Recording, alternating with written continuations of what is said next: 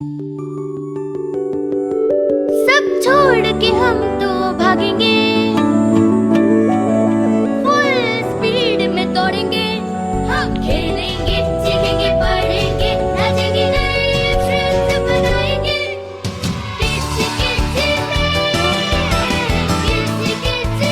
बच्चों को किड्जी से दूर रख पाना तो नामुमकिन है। किड्जी, इंडिया का favourite pre school.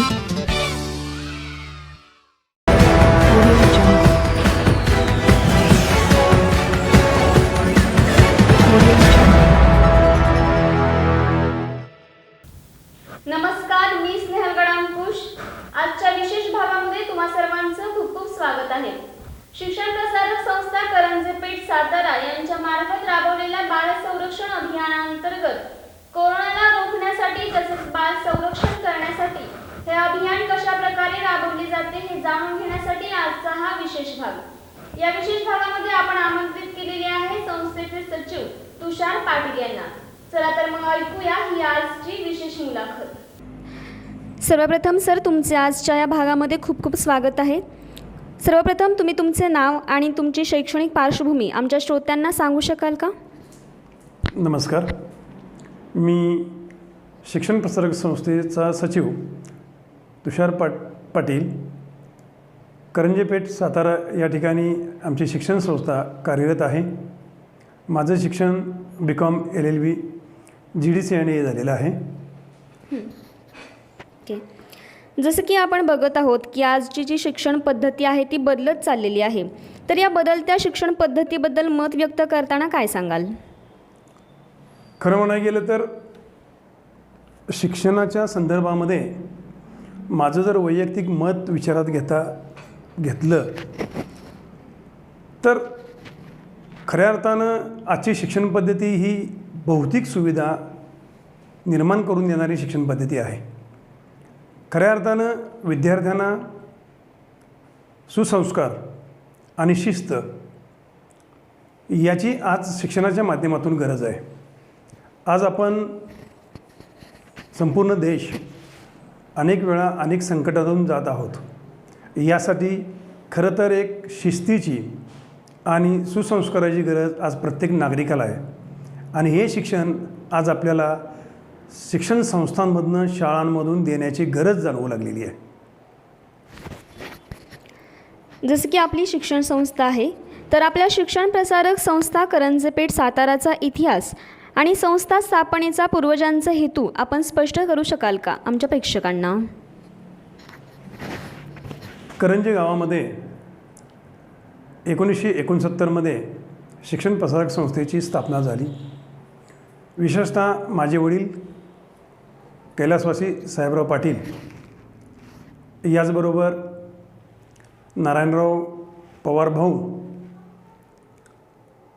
Advocate TR Bhosale साहेब, सयाजीराव घाडगे साहेब, साहेबराव जगताप, शांताराम चव्हाण या ठराविक मंडळींनी एकत्र येऊन संस्था स्थापन केली। यानंतर आमच्या गावातील विठ्ठल कीर्तत गुरुजी या संस्थेमध्ये समाविष्ट होऊन या सर्वांनी झोकून देऊन काम केलं। विशेषतः सातारा आणि करंजे यामध्ये जवळजवळ 5 ते 6 किलोमीटरचं अंतर असल्यामुळं बऱ्याचशा करंजे गावातील मुली सातारा शहरामध्ये शिकण्यासाठी येत नव्हत्या। त्यावेळी वाहतुकीची साधनं नव्हती, रस्ते चांगले नव्हते आणि त्यामुळं बऱ्याचशा मुली शिक्षणावाचून वंचित राहायच्या। केवळ मुलींना शिक्षण मिळावं, याचबरोबर गरीब घरची मुलं शिकली जावी या उद्देशानं करंजे गावामध्ये शिक्षण संस्था स्थापन केली आणि त्याद्वारे शिक्षणाची द्वारे खुली केली। आता या आपल्या संस्थेअंतर्गत सध्या किती विद्यालये आपण चालवता, काय सांगाल? यामध्ये अगदी प्राथमिक अवस्थेमध्ये बालक मंदिर, माणिक कासट बालक मंदिर हे चालवलं जातं। साधारणतः 200 ते 225 विद्यार्थी त्यामधून पूर्व प्राथमिक शिक्षण घेत असतात। यानंतर आदर्श विद्या मराठी शाळा हे चालवले जाते। यामध्ये सुद्धा जवळजवळ 250 ते 260 विद्यार्थी 1ली ते 4थीपर्यंत शिक्षण घेत आहेत। यानंतर 5वी ते 12वीपर्यंत श्रीपतराव पाटील हायस्कूल आणि ज्युनियर कॉलेज चालवलं जातं। करंजे, सातारा शहर, सदर बाजार, मसवे, दौलतनगर, कोंडवे, सैदापूर, शाहूपुरी ते अगदी चिंचणीपर्यंत बरेचसे विद्यार्थी ग्रामीण भागातून आमच्या शाळेमध्ये शिकायला येतात. साधारणतः 1200 ते 1300 विद्यार्थी या संपूर्ण शाळेमध्ये शिक्षण घेत आहेत. याचबरोबर गेल्या काही वर्षापासून करंजामध्ये न्यू इंग्लिश मिडियम स्कूल ही इंग्रजी माध्यमाची शाळा आम्ही सुरू केलेली आहे. आज या शाळेमध्ये जवळजवळ 375 ते 380 विद्यार्थी शिक्षण घेत आहेत. जसं की आत्ता या कोरोना महामारीच्या काळामध्ये आपण आपल्या संस्थेमार्फत बाल सक्षमीकरण अभियान राबवलेले आहे, तर याची संकल्पना स्पष्ट करू शकाल का? निश्चितच गेले 1.5 वर्ष जवळजवळ संपूर्ण जग कोरोनाच्या महामारीमुळे त्रस्त झालेलं आहे.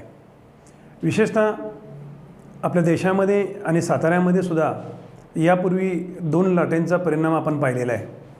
पहिल्या लाटेमध्ये जवळजवळ सगळेच जण अनभिज्ञ असल्यामुळे भीतीच्या छायेखाली बरेच जण वावरले होते. यानंतर दुसरी लाट आपल्याकडे येणार नाही आणि जास्त काय नुकसान होणार नाही अशी गाफील अवस्था जवळजवळ भारतीय नागरिकांची राहिली होती. आणि दुसऱ्या लाटेमुळं आज आपली सर्वांची त्रेधा तिरपट उडलेली आहे. आपण पाहतो आपल्या जवळचे नातेवाईक, जवळचे संबंधी, परिचित, मित्रपरिवार, भाऊबंद असतील किंवा आणि इतर मित्र परिवार असेल, यातील कोणी ना कोणीतरी या करोनाच्या महामारीमुळं म्हणजे अगदी नुकसानग्रस्त झालेल्या काही जणांची इतकी हानी झाली की त्यांच्या घरातली कर्ता मनुष्य दुरावला गेलेला आहे. तर हे का घडलं तर आपण दुसऱ्या लाटेच्या संदर्भामध्ये ती जागरूकता दाखवली नाही. म्हणून आता तिसरी लाट येणार आहे आणि आपण जर पाहिलं तर तज्ज्ञांच्या मते असं आहे की तिसरी लाट ही लहान मुलांना म्हणजे विशेषतः 18 वर्षाच्या पर्यंतच्या मुलांना ती त्रासदायक ठरणार आहे, त्याची हानी पोचणार आहे. आणि या संदर्भामध्ये आम्ही आमच्या शाळेतील जे विद्यार्थी आहेत हे विद्यार्थी पालकांचे वारसा जरी असला तरी आम्ही आमच्या संस्थेच्या शाळेची संपत्ती समजतो आणि ह्या संपत्तीला कोणत्याही प्रकारे हानी पोचू नये, त्यांचं आरोग्य अबाधित राहो. याचबरोबर कोरोनाच्या संदर्भामध्ये जी लोकांच्यामध्ये अज्ञान आहे ते अज्ञान दूर व्हावं आणि त्याच्याबद्दल जागृती निर्माण होऊन जास्तीत जास्त मुलं आरोग्यात कशी सदृढ होतील या दृष्टिकोनातून आम्ही हे संपूर्ण संस्थांच्या सर्व शाखांमधून हे अभियान सुरू केलेलं आहे. हे जे बाल सक्षमीकरण अभियान आहे हे राबवण्यासाठी आपण केलेल्या सूक्ष्म नियोजनाची माहिती सांगू शकाल का? विशेषतः आम्ही या संदर्भामध्ये पहिल्यांदाच सर्व शिक्षकांची, संस्थाचालकांची ऑनलाईन मीटिंग ठेवलेली होती. या सदरच्या मीटिंगमध्ये आम्हाला साताऱ्यातील जनरल प्रॅक्टिस असोसिएशनचे डॉक्टर श्री तुषार पिसाळ, याचबरोबर बालरोगतज्ञ मनोज निकम, याचबरोबर सवयभानचे प्रमुख जे आहेत ते मनोज देशमुख आणि याच सर्वात महत्त्वाचं म्हणजे सातारा जिल्हा परिषदेच्या बालकल्याण समितीच्या रोहिणी ढवळे मॅडम यांनी आम्हाला मार्गदर्शन केलं. आम्ही पहिल्यांदा मीटिंग घेतली. मीटिंगमध्ये आम्ही एक ठराविक पालकांच्या संदर्भामध्ये शिक्षकांनी काय जागृती घ्यायची, काय सूचना करायच्या याचे एक 20 मुद्दे काढले. त्या 20 मुद्द्यावर आम्हाला डॉक्टर मनोज निकम यांनी चांगलं स्पष्टीकरण दिलं. याचबरोबर रोहिणी ढवळे मॅडम यांनीसुद्धा चांगलं मार्गदर्शन केलं आणि त्यानुसार मग आम्ही वाटचाल सुरू केली. शिक्षकांचे मीटिंग्स घेतल्या. त्याचबरोबर आम्ही वर्गांचे गट तयार केले. म्हणजे विशेषतः आता 5वी 6वीचा एक गट केला. 5वीच्या आमच्या 3 तुकडे आहेत, 6वीच्या 3 तुकडे आहेत. मग 3 तुकड्यांमधले जे वर्ग शिक्षक आहेत ते वर्ग शिक्षकांना व्हॉट्सअपचा ग्रुप पालकांचा करायला लावलेला आहे, विद्यार्थ्यांचा ग्रुप तयार करायला लावलेला आहे आणि जेणेकरून पालकांना एक गुगलवर फॉर्म तयार केलेला आहे आणि फॉर्ममध्ये सर्वच पालकांची त्या शिक्षकांनी म्हणजे वर्ग शिक्षकांनी रेग्युलर त्यांच्याबरोबर संपर्क साधून ते फॉर्ममध्ये संपूर्ण कुटुंबाची माहिती भरून घ्यायची आणि साधारणतः दररोज संध्याकाळी 1 तासभर या वर्गातल्या पालकांशी त्यांनी चर्चा करायची, जेणेकरून कोणत्याही आजारानं मुलगा जर आजारी असेल तर तो आमच्या शिक्षकांना कळला जाईल अशी व्यवस्था केली गेली. आणि त्यानंतर त्या शिक्षकांच्या माध्यमातून साधारणतः आम्ही 2 वर्गांचा एक गट केलेला आहे. म्हणजे आमच्या 2 वर्गामध्ये 6 तुकडे आहेत. म्हणजे 6 वर्ग शिक्षकांच्या पाठीमागं आम्ही एक सुपरवायझर ठेवलेला आहे. असे मिळून आम्ही साधारणतः आमचे 21 ते 22 तुकडे आहेत. 22 तुकड्यांच्या पाठीमागं आम्ही 3 सुपरवायझर ठेवलेले आहेत, जेणेकरून हे संध्याकाळी 6 ते 7च्या दरम्यान म्हणजे 5 ते 6च्या दरम्यान पालक शिक्षकांना कळवणार आणि 6 ते 7मध्ये हे वर्ग शिक्षक आमच्या सुपरवायझरशी चर्चा करणार आणि या 3 सुपरवायझर्समध्ये एक कोऑर्डिनेटर ठेवलेले आहेत आणि ते म्हणजे आमचे यशवंत गायकवाड.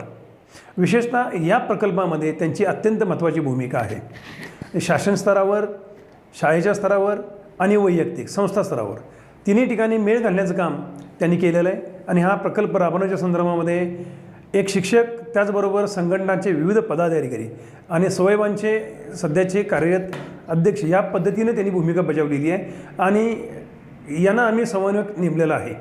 आणि या माध्यमातून आम्ही त्या पालकांना, विद्यार्थ्यांना जर काही गरज लागली, आजारी असेल तर त्यांना आम्ही त्यांच्या फॅमिली डॉक्टरला पहिल्यांदा उपचार घेण्याची त्यांना सल्ला दिलेला आहे. यानंतर बऱ्याच अशा आहेत गरीब कुटुंबातील विद्यार्थी की त्यांच्याकडे फॅमिली डॉक्टर नसणार आहे, नाही आहेत. अशावेळी आमच्याच शाळेतील माजी विद्यार्थी की जे आज वैद्यकीय व्यवसाय करत आहेत, असे आम्ही 5 ते 6 डॉक्टरांची चर्चा केलेली आहे आणि त्यांनी या प्रकल्पामध्ये स्वतःचं वैद्यकीय ज्ञान आणि योगदान देण्याची कबुली दिलेली आहे. यानंतर आम्ही जर फॅमिली डॉक्टर उपलब्ध नसतील तर आम्ही या डॉक्टरांचा सल्ला घेणार आहे आणि या डॉक्टरांच्या सल्ल्याच्या बाहेरची जर केस असेल तर अशावेळी आम्हाला मनोज निकम आणि शासन स्तरावर अनेक वैद्यकीय अधिकारी आम्हाला मदत करायला तयार आहेत. अशावेळी आम्ही त्या विद्यार्थ्याला किंवा त्या घरातील पेशंटला पुढील मदत द्यायचा प्रयत्न करणार आहे. यामध्ये संस्था आणि शाळेची भूमिका मदत, मार्गदर्शन हीच राहणार आहे. पण मुलांना आरोग्यापासून ठणठणीत करण्याची जबाबदारी पालकांचीच राहणार आहे, हे आम्ही पालकांना निर्वादपणे सांगितलेलं आहे. बऱ्याच अंशी काय होतं, शाळांची भूमिका म्हणजे पाळणाघर असल्यासारखं झालेली आहे. एखादी गोष्ट आपण जर केली विद्यार्थ्यांसाठी, ती पालक संपूर्ण जबाबदारी शाळेवर टाकून देतात. ते न करता आमची मार्गदर्शनाची आणि मदतीची भूमिका राहील.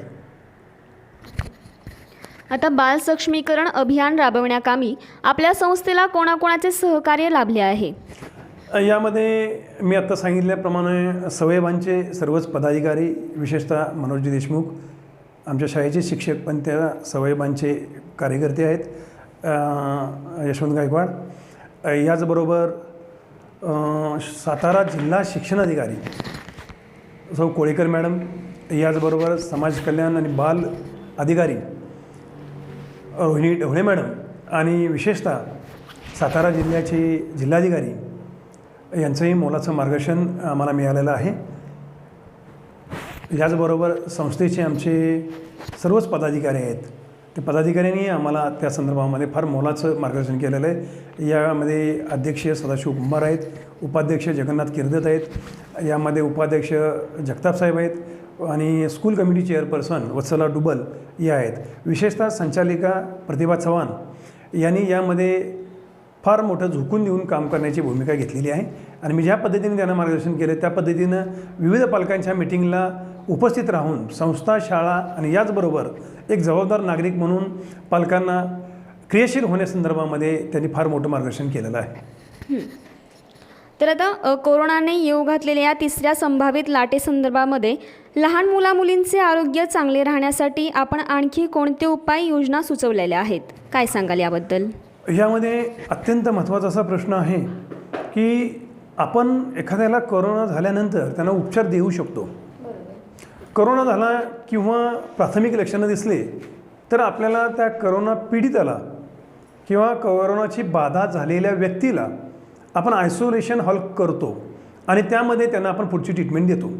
पण काही कुटुंब अशी माझ्या निदर्शनास आलेली आहेत की ज्या घरामध्ये आईवडिलांना कोरोना झालेला आहे, अशावेळी मुलांना कोरोना झालेला नाही, अशावेळी मुलांनी कसं राहायचं? जर जे मुलांना कोरोना झालेला नाही अशा मुलांना जर आपण आयसोलेशन हॉल तयार केला तर निश्चितपणे त्यांना खाण्यापिण्याची सुविधा होऊन या मुलांना त्यांच्या घरातल्या जर लोकांना कोरोना झाला असेल तर त्यांच्यापासून ते वाचतील आणि त्यांच्यापासून ती बाधा होणार नाही. आणि अशा प्रकारचा माझ्या माहितीप्रमाणे संपूर्ण महाराष्ट्रातच नव्हे तर संपूर्ण भारतामध्ये असा आमचा एक अभिनव प्रयोग करण्याचा माझा मानस आहे. या संदर्भामध्ये मी वैद्यकीय अधिकाऱ्यांशी चर्चा करणार आहे आणि संस्थेच्या माध्यमातून संस्थाचालकांच्या चर्चेतून असा आयसोलेशन हॉल तयार करायचा विचार आहे की ज्या पालकांना कोरोना झाला आहे अशा विद्यार्थ्यांना किंवा त्यांच्या मुलांना सेपरेट ठेवण्याची सुविधा आम्ही आमच्या संस्थेच्या माध्यमातून आमच्या शाळेमध्ये करण्याचा प्रयत्न करणार आहोत. आणि याचबरोबर त्या विद्यार्थ्यांना त्या ठिकाणी चांगलं सकस अन्न, आहार आणि याचबरोबर व्यायाम आणि वैद्यकीय सुविधा निर्माण करून द्यायचा आमचा पुढील विचार आहे. तर आता आपल्या संस्थेच्या कला, क्रीडा, सामाजिक, शैक्षणिक, वैज्ञानिक आणि सांस्कृतिक वाटचाली याबद्दल माहिती सांगताना काय सांगाल? संस्था स्थापन झाली त्यावेळी संपूर्ण गावातील विद्यार्थी या शाळेमध्ये शिकावेत ही भावना होती. पण जसं जसं शाळा मोठी होत गेली त्यानंतर 2005 नंतर मी सचिव म्हणून कार्यरत असताना मला एक जाणून आलं की मुलांच्या कलागुणांना वाव देणं हेच खरं शिक्षणाचं महत्त्व आहे. मुलांच्यामध्ये बौद्धिक क्षमता आहे, त्यांचा विकास करणं, याचबरोबर बौद्धिक क्षमतेमध्ये बरोबरच त्यांच्या अंगामध्ये कलागुण असणं आणि त्या कलागुणाला चालना देणं हे अत्यंत गरजेचं असल्यामुळं आम्ही वेगवेगळे उपक्रम राबवायला सुरुवात केली. विशेषतः आमच्या शाळेमधून 2007मध्ये डिझास्टर मॅनेजमेंटचा प्रकल्प राबवला गेला.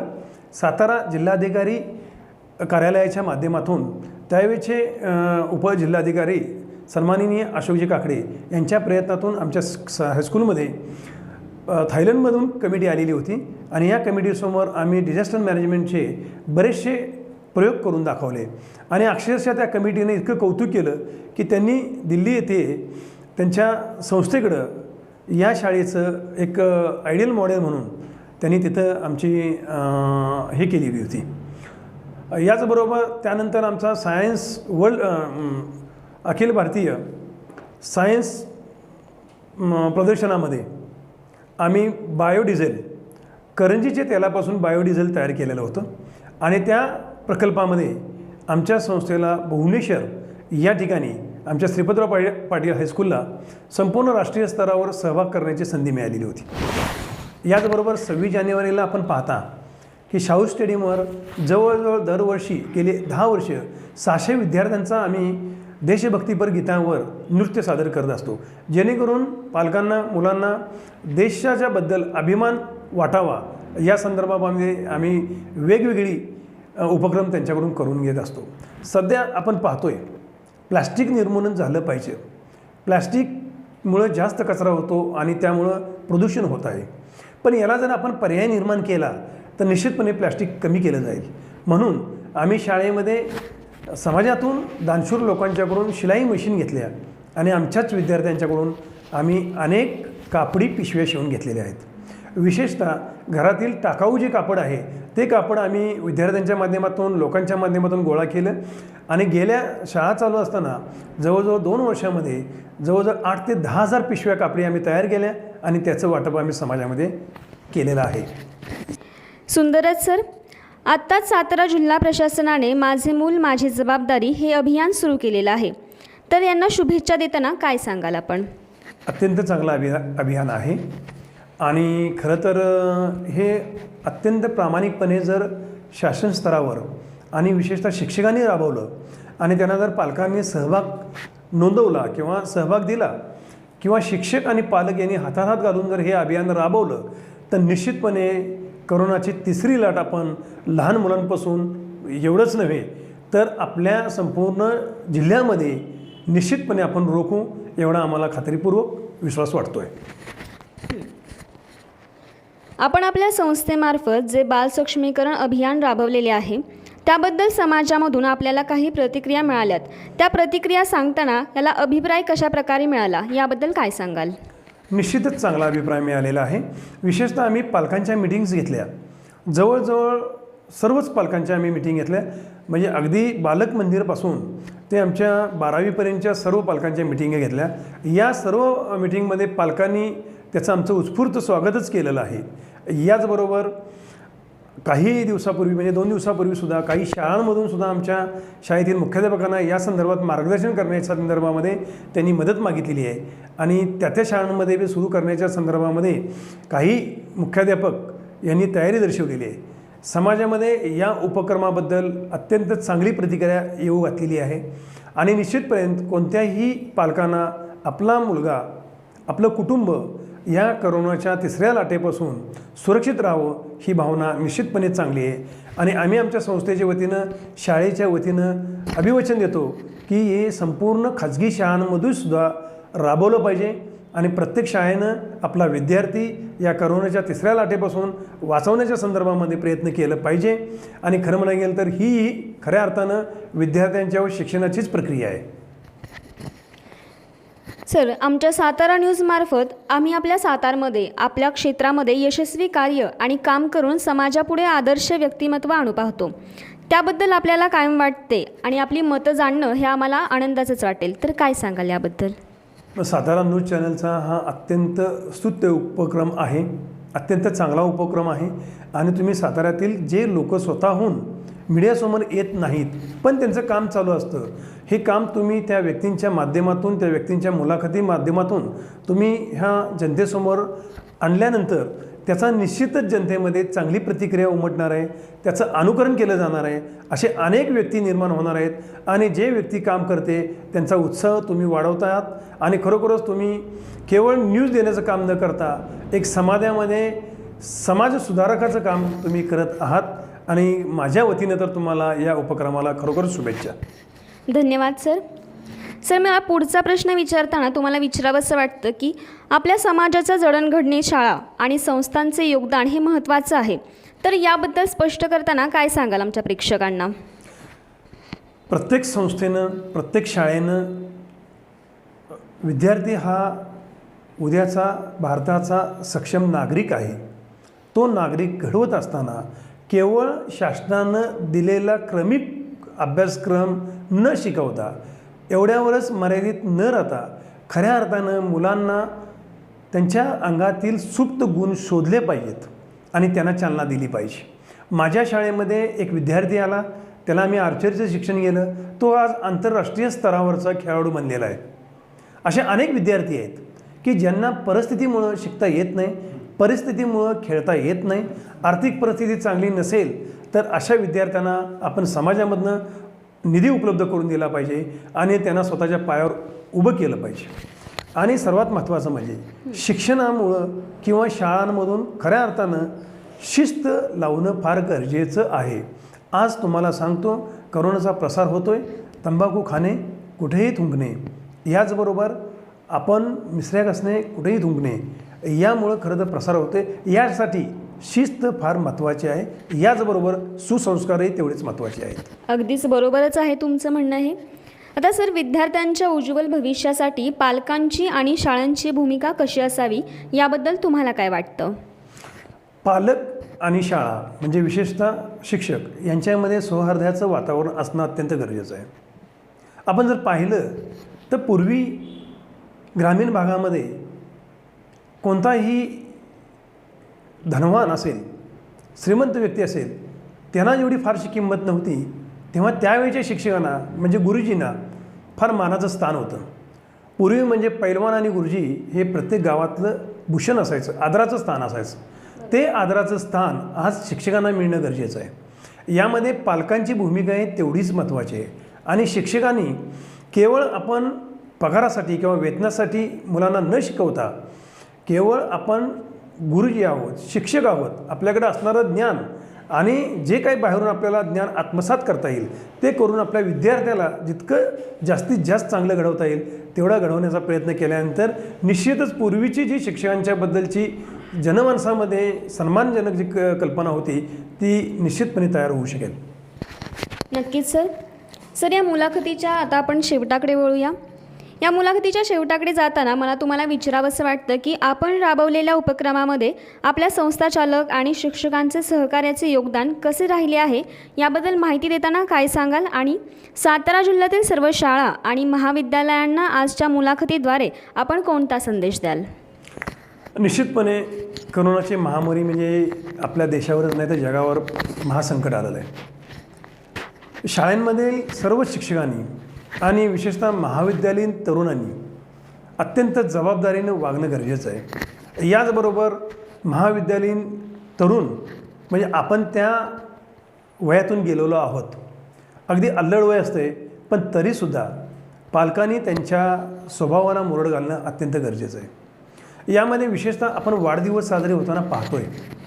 वाढदिवसांच्या मध्ये जो मोठ्या विद्यार्थ्यांचा असेल किंवा युवकांचा सहभाग हा करोनाचा प्रसार करण्यासाठी एक कारण होतो आहे.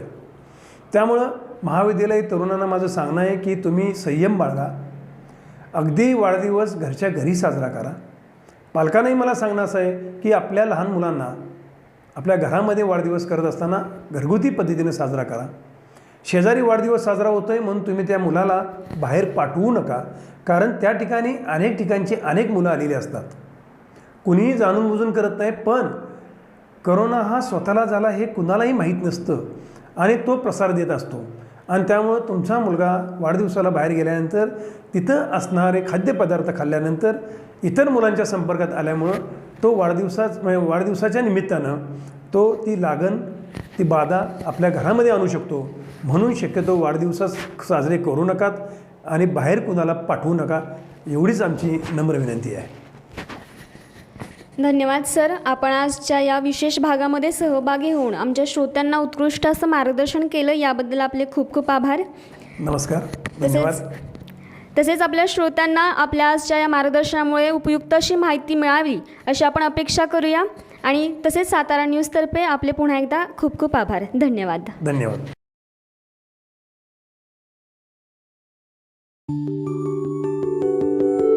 सब छोड़ के हम तो भागेंगे, फुल स्पीड में दौड़ेंगे, हम खेलेंगे जीतेंगे पढ़ेंगे नाचेंगे नए फ्रेंड्स बनाएंगे, किसी बच्चों को किड्जी से दूर रख पाना तो नामुमकिन है. किड्जी, इंडिया का फेवरेट प्री स्कूल.